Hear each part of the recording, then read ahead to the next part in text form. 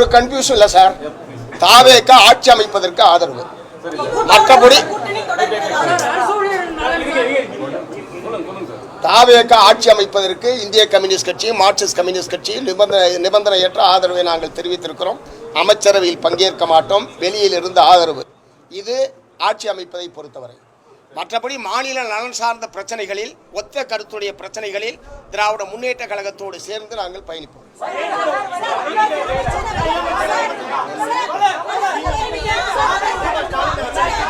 முதல்ல உங்களுக்குள்ள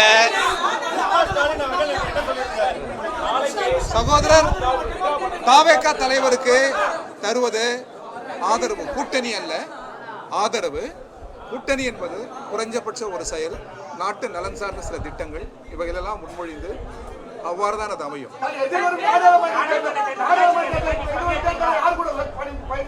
ஏங்க அதெல்லாம் அப்ப பாத்துக்கலாங்க. உள்ளாட்சி தேர்தல், நாடாளுமன்ற, கொஞ்சம் இருங்க, உள்ளாட்சி மன்ற தேர்தல், நாடாளுமன்ற தேர்தல், 40ல் வர்ற தேர்தல், அது எல்லாத்துக்கும் இப்பவே பதில் வேணுமா?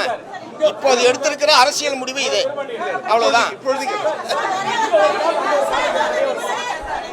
ஒரு கால அறுக்காலாம் கிடையாது. அரசு அமைக்க ஆதரவு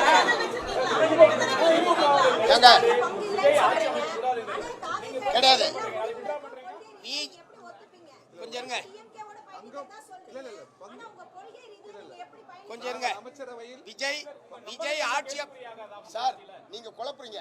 விஜய் ஆட்சி அமைக்க கூடாது என்று திராவிட முன்னேற்ற கழகத்தினுடைய தலைவர் எங்கேயுமே சொல்லல. அவர் ஆட்சி அமைக்கட்டும், அவர் ஆட்சி அமைக்கட்டும், நாங்கள் எதிர்க்கட்சியாக இருந்து சிறப்பான எதிர்க்கட்சியாக செயல்படுவோம் என்றுதான் திராவிட முன்னேற்ற கழக தலைவர் அறிவித்திருக்கிறாரே தவிர தாவேகா ஆட்சி அமைக்க கூடாது என்று எங்கேயாவது சொல்லியிருக்காரா? எங்கேயாவது சொல்லியிருக்காருன்னு கேட்கிறேன். அப்புறம்